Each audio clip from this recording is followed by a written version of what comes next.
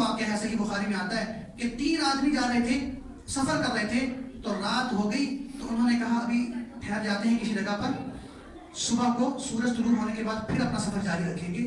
تو ایک غار کے اندر چلے گئے اور وہاں پر رات کے قیام کا انہوں نے انتظام کیا۔ جب وہ غار کے اندر گئے تو اب ایک چٹان آئی نا، لینڈ سلائڈنگ ہوتی ہے، چٹان آ کر ان غار کے منہ کے آگے آ کر کھڑی ہو گئی اور بیچارے اندر بند ہو گئے۔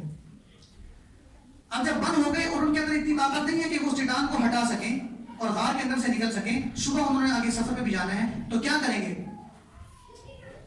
تو دعوا اللہ مخلصین لہ الدین، انسان کا مزاج ہے جب وہ ہر طرف سے پھنستا ہے تو پھر اس کی نگاہیں اوپر کی طرف ہوتی ہیں، اللہ نکالیں گے اس سے۔ تو تینوں نے فیصلہ کیا کہ اللہ سے دعا کرتے ہیں کہ اللہ تعالیٰ اس چٹان کو ہٹائیں اور غار کا منہ کھلے اور ہم باہر نکل سکیں۔ تو بھئی دعا کریں، کس طرح کریں؟ تو مشورہ ہوا کہ دنیا میں ہم بہت سارے اعمال کرتے رہے ہیں، نیک اعمال، تو جو عمل ہم نے صرف اور صرف اللہ کی رضا کے لیے کیا ہو، اس کے اندر ہم نے کسی انسان کو نہ دکھانا مقصود نہ ہو، کوئی ریاکاری نہ ہو، کوئی لالچ نہ ہو، کوئی طمع نہ ہو، اس عمل سے مقصود صرف کیا ہو؟ اللہ کو راضی کرنا ہو، تو وہ عمل اللہ کے سامنے پیش کرو۔ اسے کہتے ہیں توسل بالعمل، اللہ کو اپنے نیک عمل کا وسیلہ دینا، یہ جائز ہے، لیکن جس عمل کا آپ وسیلہ دے رہے ہیں پھر اس کا معیار یہ ہونا چاہیے کہ وہ صرف اور صرف کس کے لیے ہو۔ اس لیے ہر انسان اپنی نماز کا وسیلہ دیتے ہوئے ڈرتا ہے۔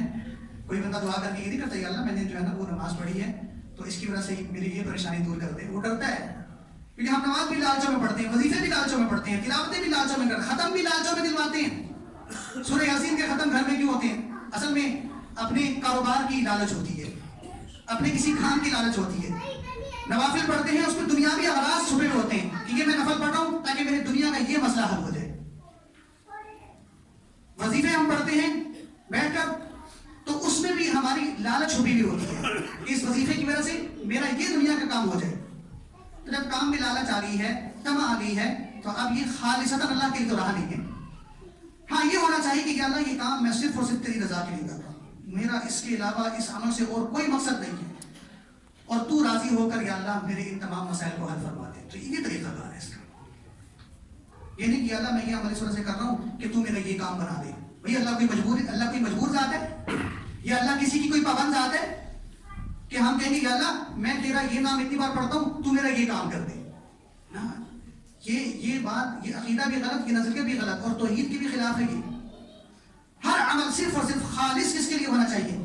اگر اللہ اس عمل کے بدلے میں کوئی عنایت فرماتے ہیں تو یہ اللہ کی مہربانی ہے، اور اگر اللہ نہیں فرماتے تب بھی اللہ اللہ ہی ہے، اس کی ذات میں تب بھی کوئی ذرہ برابر کمی نہیں آئے گی، اور ہمیں پھر بھی کوئی ایسی دل میں بات لانے کی ضرورت نہیں ہے کہ اللہ میں نے تو اتنا کچھ کر دیا اور آپ نے یہ بھی نہ کیا۔